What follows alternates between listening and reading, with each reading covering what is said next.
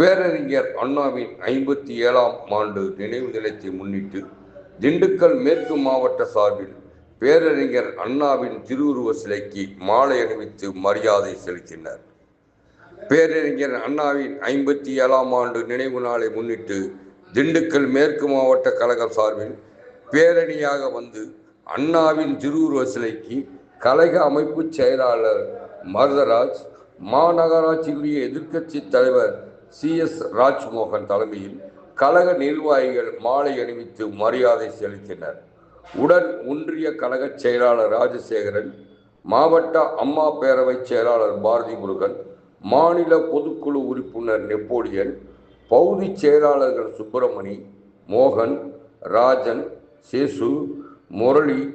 இக்பால்,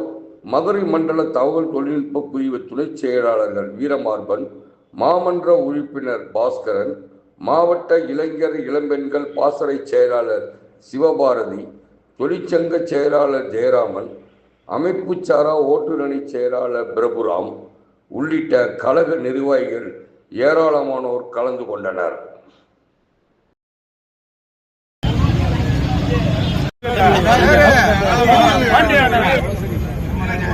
नहीं सर